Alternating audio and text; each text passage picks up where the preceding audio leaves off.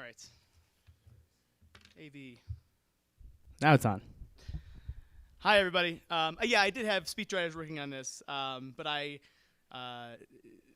basically, I can't deliver it like Barack Obama can. So I'm going to try. So if I go into an accent at any point, or his cadence, bear with me. No, I'm mostly joking. I didn't have professional speechwriters write this speech. But thanks, Morgan, for this introduction. I was really kind, and it's really quite an honor to be with you guys today. I think I probably could learn something from pretty much everybody in this room. So I hope there'll be a lot of time for questions and conversation later on in the day. But I'm here to talk about what we learned on the Obama campaign and give you an inside look at how the email operation was set up, what we learned, what worked, what didn't. And how I think, in spite of pretty significant challenges, how email played a pretty measurable and pivotal role in Barack Obama's reelection. Where is this thing? Okay. So think back to 2011, April, when we launched the campaign. We knew it was going to be a different campaign. Just looking at these pictures, you know that Barack Obama was a different person. He wasn't the insurgent candidate. He was in 2008. He was the president, and he had 4 years of a record to run on. And he also had a day job, unfortunately. So he didn't have as much time to campaign, do fundraising, or hang out with the staff, for instance. And so it was a different environment. And if you remember, there were a lot of people a lot of very vocal, very cynical people were doubting whether the millions of people who'd done something for the very first time in politics, whether it was make a donation to a campaign or volunteer, or a lot of people cast their first votes in 2008. A lot of people were doubting whether those people were coming back, whether the magic was gone. And what's worse is that we had a lot of people on our side, a lot of our best supporters, telling us pretty regularly. I had friends telling me this all the time. Oh, what are you guys worried about? This is in the bag. What does my donation matter? Why do I have to volunteer? And so that's the cat in the bag. So we knew we couldn't dig up the 2008 playbook, run the same plays, and expect to win.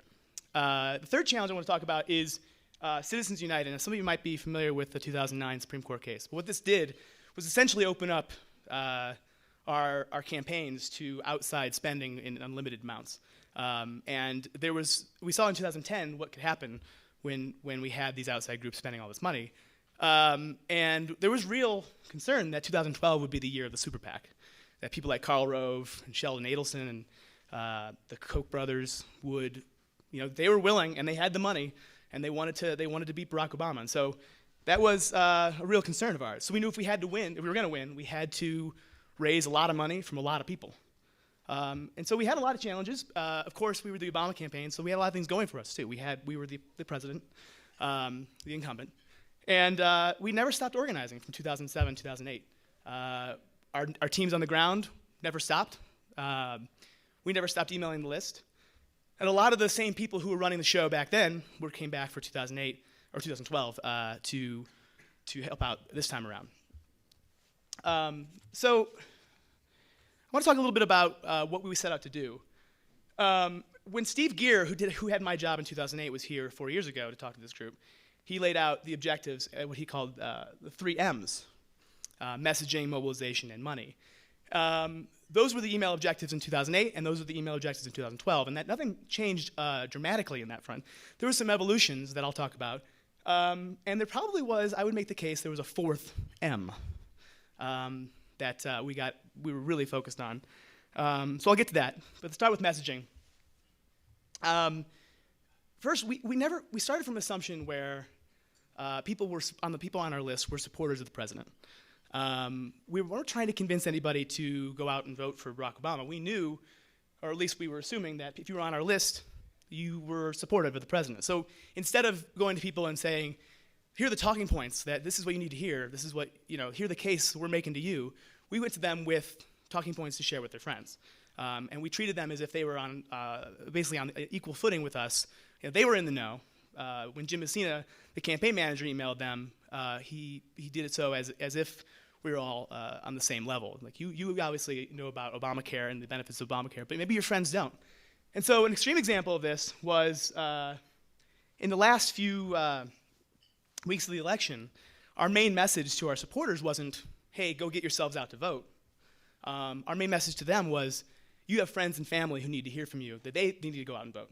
Our data suggests that about 90% of our folks were regular voters, and they didn't need to hear from us in terms of getting out to vote, but a lot of their friends and family did. They were on our target list. And so we had a series called You Should Forward This, which really drills into where we were messaging-wise and our whole approach. We would send some of our best cases for President Obama's reelection, often third-party validators. This was something that went around on Facebook early in the campaign. Just somebody wrote their reasons for supporting the president. And we sent them around with the header, You Should Forward This, post this on Facebook, send this around. And that was the whole gist of our messaging approach. We were always kind of trying to create a very equal playing field, not top-down approach. The second mandate we had was mobilization. And this is basically getting people to do things offline for us, whether that means making calls or showing up to a rally or putting volunteers up for a weekend. We basically approached this from the standpoint and the understanding that states knew better than we did about their programs. And so Virginians, they had a better sense of what Virginians needed to hear than people in Chicago did. So we let the states basically drive their own programs. And so with the 22 people who worked on email on the digital team, 14 of them spent a significant part of their day working with the state programs. And by the end, we had, I believe, I don't know how many battleground states we had, but each battleground state was assigned to one email strategist. So we had Agnes Mazur in Virginia.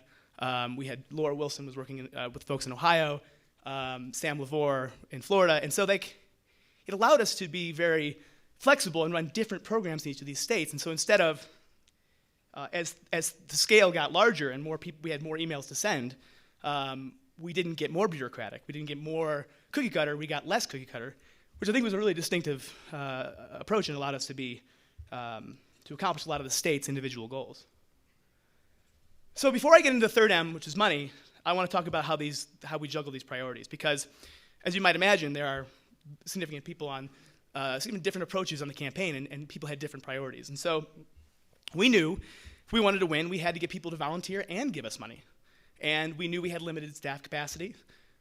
People had to sleep, which I think is lame. But when we didn't want to just send every email to everyone willy-nilly, there's a case to me that we could have done that. So we put a lot of thought into segmentation and audiences, but at the same time, we tested it. We wanted to see if it held up. The concern was that sending an email in the afternoon would cannibalize from the email we sent in the morning. And so there was a real fear that we would be sending these localized emails and that they would get lost in the sea of national fundraisers. And so, the reality is the data didn't show that. In fact, fundraising frequency never really had a lot of negative consequences on non-fundraising activity, or on fundraising activity for that matter. And in some cases, these programs both saw a boost in their response rates when we were sending more, which is, I was flabbergasted by that. And one of the most surprising findings we found was that adding a secondary ask to mobilization sends. So it would go something like this. There's an event in your neighborhood this weekend. Can you go help out? And we'd ask them that we'd give them a link to RSVP for the event, and then we'd ask them, oh, you can't make it. Okay, well, here's what you can do today to help. And that link was also often to like donate or start making calls with the call tool. And we expected to see that the second ask would take away from the first, and that wasn't the case either. With mobilization, when the first ask was a higher bar ask than the second ask, we often saw them both, it would boost each other a little bit. The second ask wouldn't have existed in the control version, but overall we saw net gain to having a second ask in these emails, which is completely contrary to everything I had learned in email, which was good because we needed to raise a lot of money, and more than any campaign had before, really. And so we expected to be outspent by all these outside groups and by our opponent. And so we had to really invest in and go all in our grassroots fundraising model. This little girl I don't think can legally give to a presidential campaign, but indicative of what we were going for. So our task was to get creative and to stay really aggressive. And I'll talk a lot more about this later. But around all these objectives, data was our North Star. And so I would say this was a fourth M. If we're sticking with M's, let's call it metrics. I spent a lot of time trying to figure out an M word for this. This took a long time, way too long. The speechwriters couldn't help me with this. But we built a program that was designed to constantly innovate and change, to test, to retest, to never be satisfied with our best practices, and became a mission in and of itself. And so, in that way, I think the way I like to think about it is we let our supporters, design the program we were running. And so when anybody complains about how many email they got, or why are you asking me for this much? Well, you guys said this was fine with you. That was our whole approach, is that we let people, we optimized everything. So like the program was designed around what people told us they wanted. So I want to, and give you an example of how this worked out. We were testing so much that on the 17th of October, we had 166 individual email segments sent that day. So 166 red buttons that we sent. And 84 of them were tests, A/B tests, whether it's subject lines, message variants, tweaking formats, whatnot, which is actually insane. That makes me tired to look at. But a team of, at that point, 18 folks were pounding away at that, and that was how beneficial this was to us. That we were focused so much on it. But I want to talk a little bit about the team as a whole and how email fit into it. Digital department was 200 people. It was bigger than it was in 2008, bigger than the Romney campaigns by far. And email was housed on the digital outbound team, which was about 30 people or so, responsible for all the written words that came out of the campaign online, mostly SMS, social media, the blog, the site. And so the way this broke down staff-wise, and so you can see a little bit of how we invested here, 18 people were dedicated exclusively to email.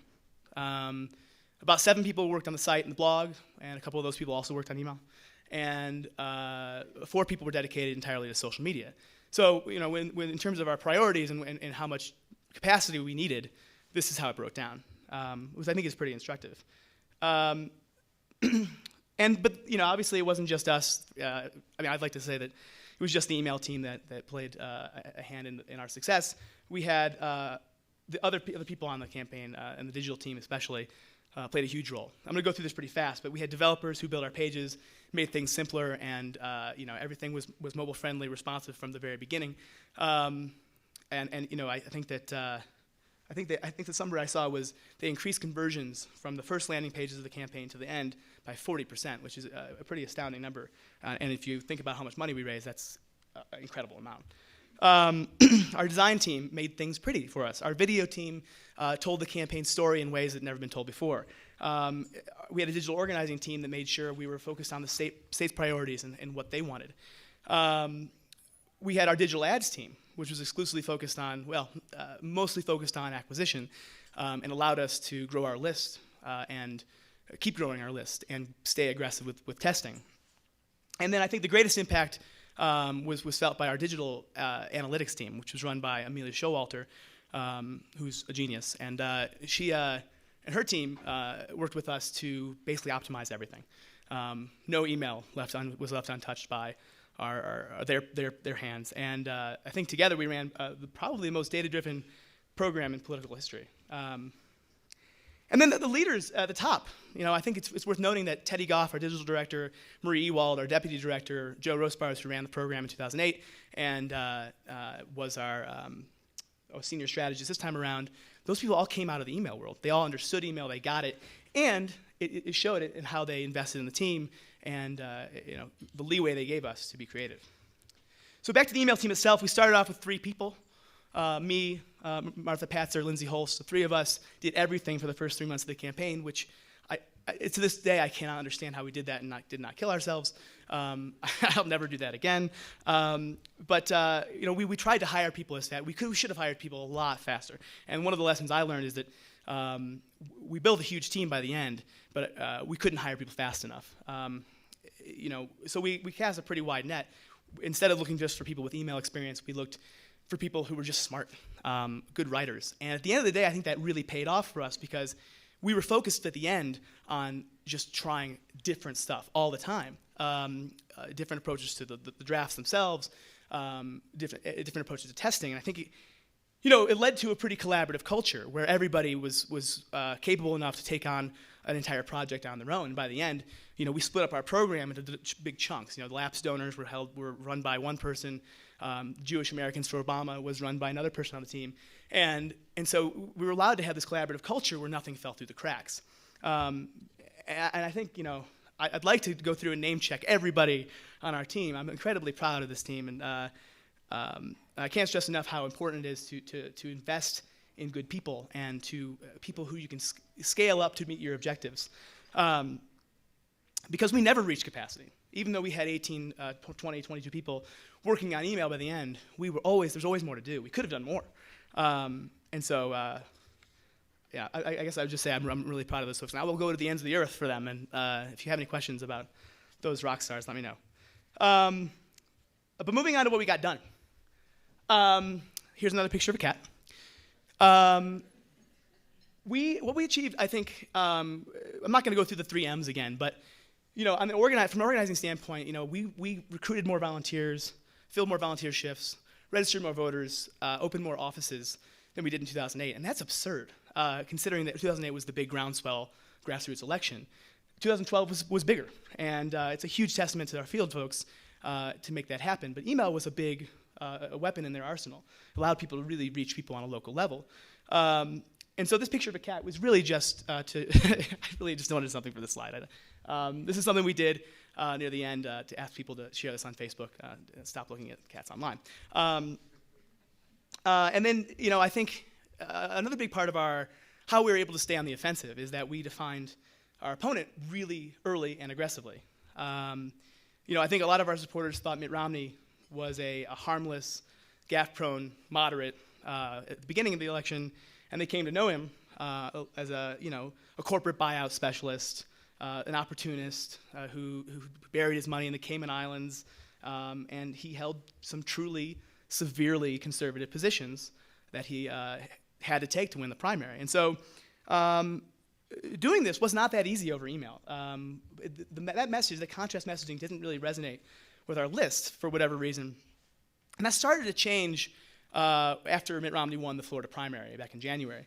There's a quick story here that, so what happened was, he wins the primary. It was a pretty big turning point for his campaign.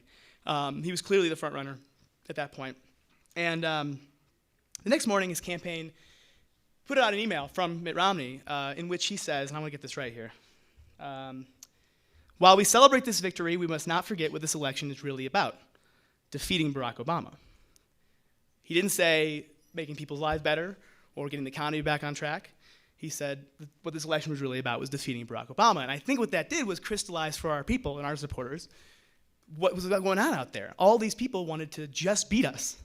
And there was this, I think, a pretty visceral reaction that we saw on that particular day. And then slowly, over time, people were more interested and more willing to get involved to make sure that that didn't happen. And then finally, obviously money was huge, and it all comes down to money. Money funds the field program we just talked about. Money puts the messages on the air. Our small, and I've been doing politics in local races for about 12 years. I've never seen anything as incredible as our small donor program. We raised whoops, sorry, that's another cat. We raised more than $500 million online. From 4.5 million people. That's 1 in 68 American citizens, which, if you just think back 10 years, that's actually insane. I mean, email has changed the way political campaigns are funded. And to think that 1 in 68 Americans invested in one campaign, not just voted for, but it actually gave money to is incredible. And you can do the math there. Our average gift was $53. Those 4.5 million people were giving, a lot of them were giving more than once. Some of them were giving many, many times. And so, I'm going to spend the rest of my time talking about how we did this and what we tested, what we learned. First, I'm going to talk about why we tested so much. This cat has nothing to do with this slide. But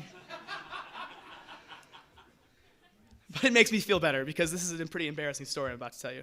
So turn off Twitter. Please do not tweet this.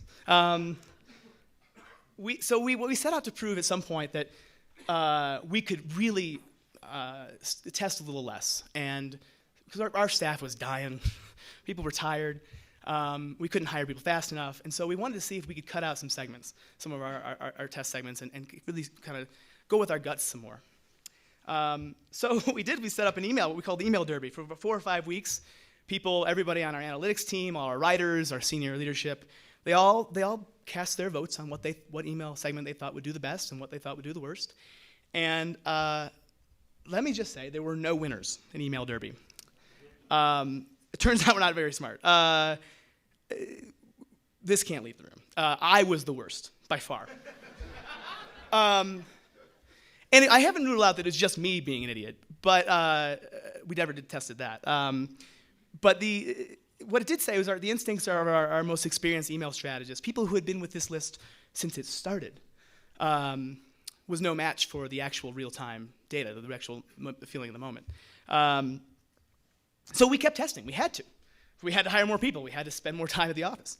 And this might be boring to some of you, but a lot of that was A/B testing. I heard yesterday that A/B testing should be ditched. I'm going to say that it was our bread and butter a lot of days. On fundraisers, we regularly tested upwards of 12 or 18 segments. That would be 4 to 6 distinct messages with 3 subject lines each. And there's a reason for it. When you're projecting $1 to $2 million on an email send, a 1% to 2% lift, if that's all that the subject lines give you, is huge. And worth it. It's worth 20 people staying up really late. And occasionally we'd see dramatic winners. A great example was something we sent from the president on the 26th of June. We were planning to send a message this day. We were in the middle of our Dinner with Barack series, one of our most popular programs, which anybody can make a donation. You're automatically entered to win dinner with the president. It's a really cool program. And we had this scheduled for one of our last chance things. And it was probably the day of the deadline or day before the contest closed. And we thought for sure an email from the president about this was going to really do well. And it did okay. It did well. But we also reserved a segment that day to go lean into all the money on the other side. And Mitt Romney had just seen a wave of fundraising success. And so we decided to test this, a personal acknowledgement from the president that he was going to be outspent in this election. And boy, oh boy, it did incredibly.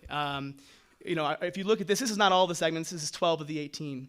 But if you're just looking at where the median segment was, we did about, I think it was 80% better, 80% improvement from the best segment to the median. Had we just picked our favorite send that day, we would have left about almost $2 million on the table, which is just insane. I mean, and terrifying from my standpoint. And it had me put a lot of faith in the testing. And I've heard some hemming and hawing about subject lines, and I tell you, anybody who spent time with the Obama email list knows that subject lines mattered a ton to us. Using this example, the I will be outspent, which was the winner, there was a segment that had the same exact message and a different subject line that raised half as much money. That's 100% improvement. That's insane. So subject lines were worth our while. We had a lot of fun with them. And so our go-to champion subject line was "Hey," especially from the president. It was a very casual approach that we figured that I send emails with a subject line "Hey" 3 or 4 times a week. Why can't the president? And it really surprised us how much it worked. Always did well. If it didn't win, it finished in the top 2 or 3. And other subject lines that were really casual, dinner, ? And some of these were so casual or creepy that there were some memes that popped up on the interwebs Our staff favorite was the Ryan Gosling Tumblr, "Hey Girl Barack Obama" emails, which this is what these are from. I didn't put these together. That would be creepy. But you can't always get away with the casual. There's some other examples here. We saw direct imperatives work pretty well. Say you're with me. Sign the president's birthday card. Things like that. On the bottom left, I don't know if you can read this, but it says listen, : and so this like teaser urgency really we did pretty well. And colons at the end of the subject lines did seemed to perform pretty well as well. And then at the top we saw some light swearing do well occasionally. On the day of the anniversary of the passage of Obamacare, we sent a subject line from David Axelrod, "Hell yeah, I like Obamacare," and so and that did really well. I mean, it was surprising. You probably can't do that with everybody in this room can probably get away with that, but we had a lot of fun with that stuff.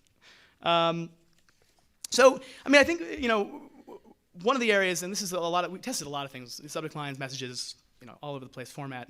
One of the things I think was instrumental to us raising as much money as we did was honing our test groups, and really, because we couldn't test less, we wanted to test on fewer people. And so we spent a lot of time trying to figure out who we didn't need to test on.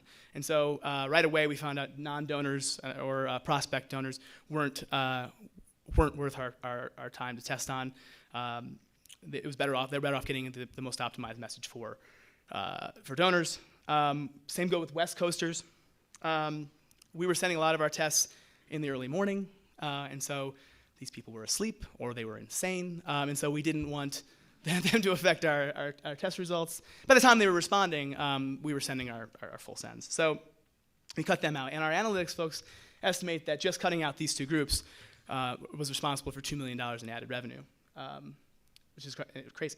And then also our last group, and I'll get more into this, our quick donors. We had 1.5 million people save their payment information for us. So we call these people our quick donors, and I'll tell you why, but we held them out of test groups as well. But let's go right into the quick donate. I think really of all of the things we did on the campaign in 2012, this was the game changer. This changed, and fundraising-wise, this changed everything for us. Because when someone saved their payment information, what it allowed us to do was give them one-click technology in their emails. So there's no time to lose your inspiration on filling out a form. There's one click in the email, and you're on a thank you page. You have a receipt in your inbox, and we have the money in our bank account. I think we wanted to make sure, because as you can see, this is pretty clunky. This is really ugly, actually, and dangerous. Each of these links is responsible. If you accidentally click on that link, which I've done many times, you give $141 to the campaign, and then you have to go begging refunds to give you money back, which is embarrassing, and nobody likes doing that. But we tested this. So we split our quick donors and gave them a regular fundraising email versus something that looked like this, and we saw 3-to-1. The quick donate enabled links increased conversions 3-to-1. So you can see why it wasn't worth our while burning them on tests. I want to tell a quick story about Mitt Romney here. The campaign often flattered us through mimicry and just copying or tributes to what we did, I guess. They tried Quick Donate, and they called it Victory Wallet. And what we found out almost immediately, and by the way, I don't know if this ever became an email platform for them. I don't think I ever saw Victory Wallet links in their emails. But that's kind of beside the point. What we saw right away is that their sign-up page, their opt-in page for saving your payment information, was a direct copy of our sign-up page. Literally, somebody copied and pasted and did a find and replace replaced Obama with Romney and Quick Donate with Victory Wallet, and it was astounding. It led to some embarrassing headlines, and I think people started to realize that. I think we were on some things very ahead of the curve on that, compared to them, and so this was embarrassing for them. But it's not all fancy things we did. I think a lot of people know that ugly things work. We've seen simpler, uglier seem to do pretty well. And this is an example of some garish yellow highlighting that we tried out in email, much to our dismay on the email team. And also, you'll note that this is the incredibly large legal language we had to put in our quick donate emails, it didn't need to be that size. We tested it and found that making it huge, centering it, and highlighting it was the best thing to do. It didn't make any sense. This is literally highlighting, don't click these links, they're dangerous. And it performed better. One thing to note, and all these things, especially all the ugly things, there was a novelty effect at play for sure. Highlighting, for one, it wore off. And by the end of the campaign, it was no longer as effective as no highlighting. And so, thank God, so we stopped doing it. But this was a lesson we learned from that. Don't stick to a formula. You got to change it up. Novelty can be highly effective. It can also be highly fleeting. And so our mantra was test and retest. Before I wrap this up, I want to take a second to dispel some of the misinformation out there. A few groups actually tried to reverse engineer our segmentation strategy and our testing strategy, and they came to the conclusion somehow that we were sending very targeted fundraising appeals to different segments based on demographics and income levels, which is a little creepy, as you might imagine. It's a little scary to think about. And you really couldn't get much further from the truth in this. And if you pulled my team aside and said, okay, from here on out, all retirees in Florida are getting a different fundraiser than all the students in Cleveland, people would have walked out, or they would have had to figure out a way to send emails in your sleep. And by the way, if anybody figures out a way to send emails in your sleep, please contact me. I'm going to be advising the next campaign, and it's going to be very, very instructive if we can do that. But luckily the data was on our side on this. We did try out some segmentation based on demographics, and we saw it didn't really move the dial much at all. Not nearly as much as segmentation based on past activity. Things like when you donated, what you donated, how much you donated, when, that stuff mattered a ton more than anything else. What's more is that we found that people, instead of assuming we were being creepy, people liked that we knew their past activity. They liked that we were reporting back to them. So thanking folks for a recent donation, thanking people for signing the president's birthday card, that made people more likely to give again. And so near the end of that campaign, we took that and put it on steroids, that approach, and really try to ramp it up. And what we called our supporter record. And this was a chunk in the email we just placed in the body of any given email. It didn't even have to fit. It just kind of fit in the middle. Almost always pushed the link down. And it just told you what you've donated in the 2012 cycle, when your first donation was, what your most recent donation was, and what we're asking you to give today. And it was a huge hit. It increased conversions, I think, 75% on some emails. Just dropping it in and moving things down. And we really looked for a reason why. Anecdotally, I got a sense of what it was. It was, the best explanation was that it put right in front of people's faces the investment they had made in the campaign, or the lack thereof. And I think that it drove response because of that on both ends. I talked to my dad on the phone after we had sent one of these emails, and he said, "You guys just sent me an email and told me how much money I'd given on the campaign." And he goes, "I knew I'd given probably a couple $100 over the last year and a half, but you know what? You bastards got me for $670. And then he said, "But I had to give another $30 because it rounded up to $700, and I wanted to get to a clean number." So that gives you a sense of what that kind of psychology going on, I guess. Or my dad's probably not the best representation of rational psychology. But one last thing I want to touch on, I've heard a lot about this, is this concept of authenticity, and I would add another word, is honesty. Our approach, I think at the end of the day, after all the testing, the best conclusion we came to was that there's no formula for the perfect email. And the one guiding light was being different and standing out.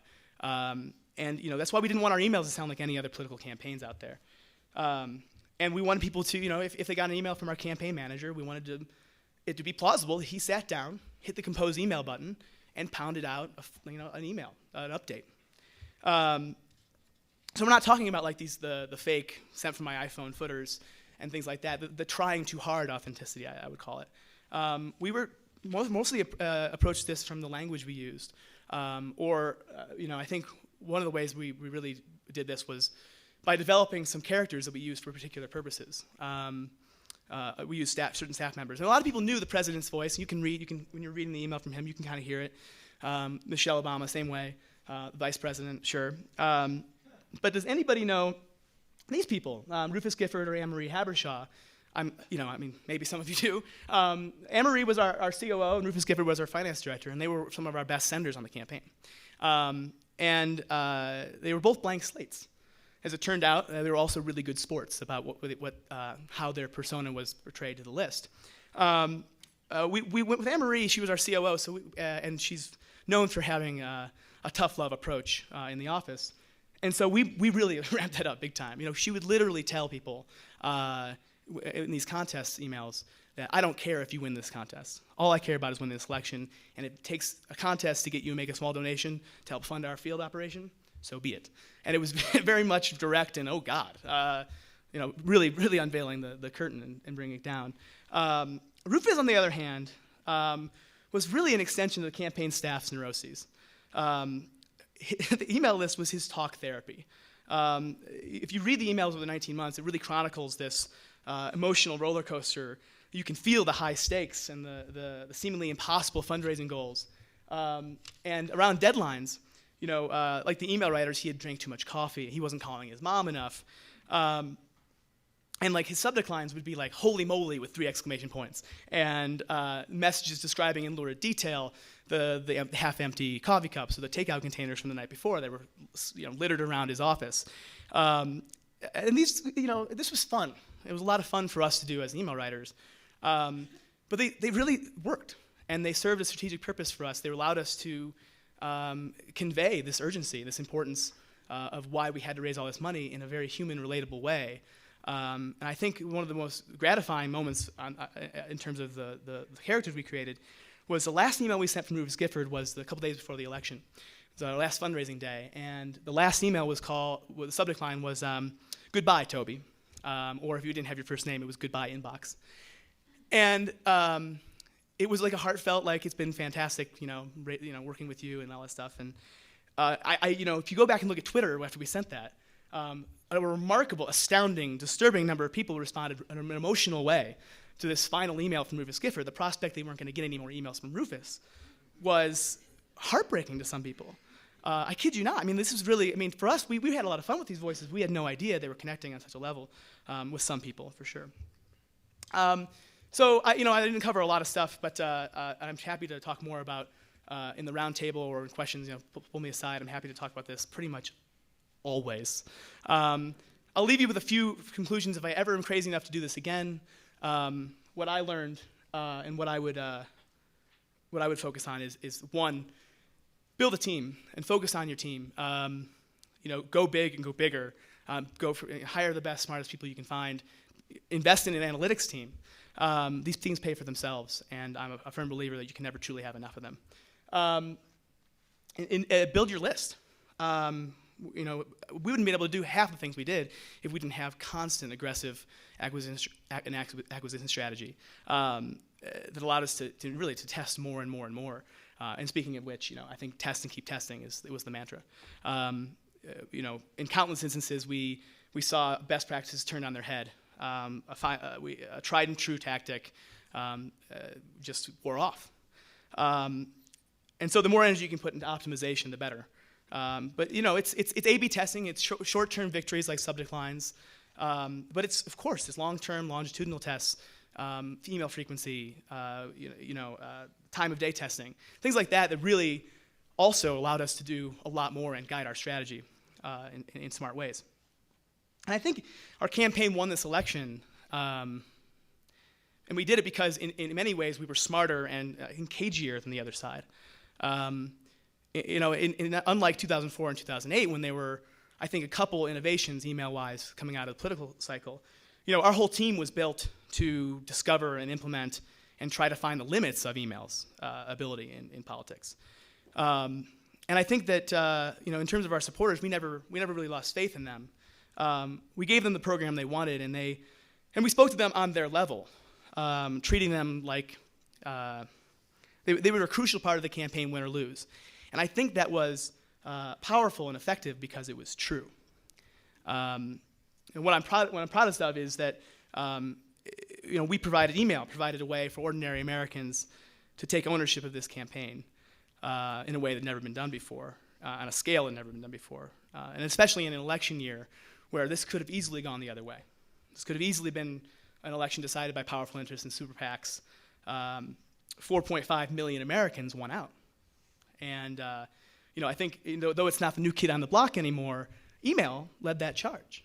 And so that's my message to you, is that I think email is really, in a large way, had a pivotal role in re-electing the president. So happy to take any questions you guys have. Am I picking people, or? Well, I'm gonna go ahead and. Wow, there's a whole table. The one I did see first was back here. Yes.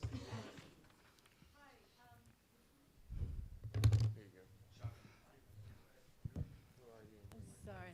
Hi. My question is, I'm on the West Coast. I got a lot of your emails. I'd love to know what demographics I was in. But your unsubscribe rate, when did you feel that you were getting too high, too much frequency, or did you not have an issue because your list was so involved? Yeah, I mean, we were always looking at unsubscribes. One of the things we saw right around early 2012 is that unsubscribes really started just plummeting. I mean, the rates were just plummeting. And I think part of that is this is a pretty unique situation. A presidential campaign is it's not like a lot of other lists. But we did send a lot of email, and at some point we started sending a lot more email. And we were keeping an eye on unsubscribes and how the impact on other actions taken. But it was really interesting as we saw, essentially unsubscribes accrued linearly, not exponentially. So if we sent 6 emails in a day, we'd have just as many unsubscribes as if we sent 6 emails that week, theoretically. And so if it was worth our while to send the email to get the result or the response we wanted, it was worth our while to send the email to get, it wasn't an exponential compounding factor at play. Great presentation, Lauren McDonald with Silverpop. 2 questions. One is on the from names. I was tracking it, and I think you used about 10 different from names. And the generally accepted best practices in the industry is we tell customers to sort of stick with one single sort of from name and stuff. So I'm wondering, like a lot of them, I myself, so I didn't know who the hell these people were, right? So did you actually test some of those from, let's say, Rufus versus Michelle or something like that to see how that message would have performed if it was a more recognizable name, A? And then B, the dinner with emails, I thought were fascinating, and in fact, one of them, the one that had the image of the chairs with Barack and I forget who's to the right, and it sort of a picture you here, actually motivated me to donate, and I'm an independent and stuff, so it was really powerful. So if you could also talk about how the image design aspect of that worked relative to what you said, if simple was better a lot. So I know that was a lot. Sorry. Yeah, the first question on senders, we tested sender. I mean, there were a lot of people, 10 is probably low. We had a lot of people we sent from once or twice and never really sent again. Some people just sent policy stuff. Stephanie Cutter, our deputy campaign manager, who was responsible mostly for communications, didn't send a lot of fundraisers. She sent mostly one-off, messaging things. And so, but yeah, absolutely, we tested off that. I think, again, I imagine that our situation was fairly unique because, we had an end date. We had a lot of people paying attention, and so people's attention span was more. The people were willing to read something from someone named Rufus Gifford, or Juliana Smoot, or Anne-Marie Habershaw, people they'd never heard of before. And on occasion, we'd see situations like Jim Messina beat Joe Biden on one occasion. He never let anybody forget that. To your second question, dinner with Barack was actually I think it was one of my favorite parts of the job. I mean, we had a lot of fun trying to think of different ways to persuade people to enter. And I actually was a sender on one of those emails because my name had been randomly drawn in the finalists to be a finalist. and I got eliminated because I was staff. So we sent an email from me saying, hey, your odds are much better than you think. I mean, I got selected, for Christ's sake. That particular email you're talking about, we did it twice. We did it once it was kind of a mock-up. It was kind of an ugly mock-up. And it did really well. And we just had here's where Barack Obama's sitting, here's where you were sitting, here's where your guest is sitting. And then I think we did it again, in the last contest we did, where we actually plugged in your first name. And then I think that it required some dev time and some design time. Occasionally we'd see that stuff work really well, and occasionally we'd see really pretty long infographics do incredibly well. So obviously the ugly rule doesn't hold for everything, and we were always testing that pretty stuff. But I think it was probably more often than not that stuff didn't work. All right. One quick question, just on the setup for. Do we want to get our folks setting up for the next chairs? I know there's. Yeah, we'll just take the podium off real quick, but we have time for one more question, I think. Okay. Why don't we go right back here? I know. What's with $141? Ah, yes. Well, did you ask for $141? No, you just kept saying 141, 35, 10, blah, blah, blah, and it just seemed 141 is a very precise number, and I'm always interested in numbers.